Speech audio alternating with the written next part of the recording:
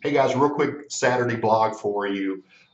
Something to think about as you go into your Monday and you start taking on these new tasks, okay? My peer group and I have been talking about a topic that they refer to as resistance. And specifically, it's applying to something new that you're taking on. Let's say that you are just now starting your business.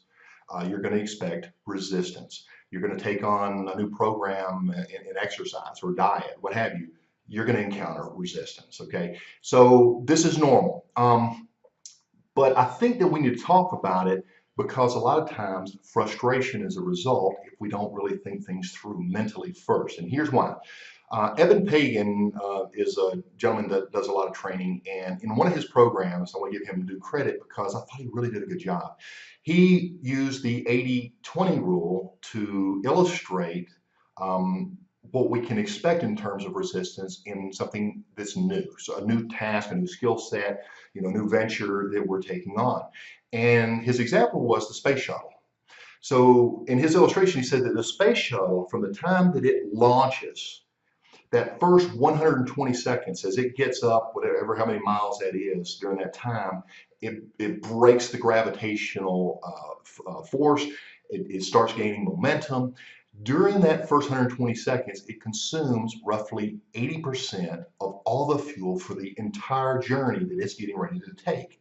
Now that's resistance, okay? And I thought it was really good. Now the vehicle doesn't stop using fuel. It doesn't all of a sudden become zero resistance. It just becomes easier. It's gotten through that first initial, difficulty of breaking free and getting into motion. So that's a really good illustrations for us. So when it comes to expectations, there's three things that we want to keep in mind. Number one is expect it. Expect resistance. Because when you have an expectation for something and it comes along, well, you're not surprised and you're not overwhelmed and you're not frustrated, right? So expect resistance as you venture forward with your endeavors, okay? Number two is accept. Accept it. It's coming. It's going to happen. I'm not superhuman. I'm just like everybody else. And if everybody else has resistance, I'm going to have resistance too, right? And number three, resistance is relative.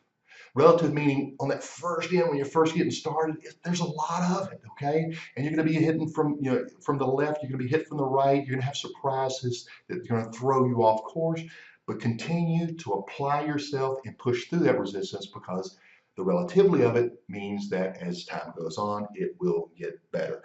So now we're talking about time and experience.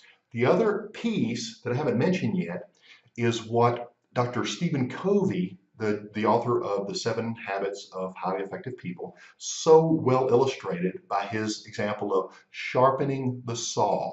And hopefully you've heard of this. If you hadn't, essentially if you're sawing through a log and you're working and working, you can work as hard as you want. But if you'll take the time to take your saw blade, go over, take a sharpening tool and really give it a fine-tuned edge, and then go back to your work and start sawing, you're going to find that your progress is going to be that much better, and that the time taken to accomplish this task is going to be that much shorter. This is going to help you with the resistance, keeping a sharp saw. And the illustration is this: training, learning, motivating, taking the time to sharpen your saw in the area that you need. So I hope this is helpful on your Monday morning when you go back to work. Pete Ramsey, I'll talk to you next time. Take care.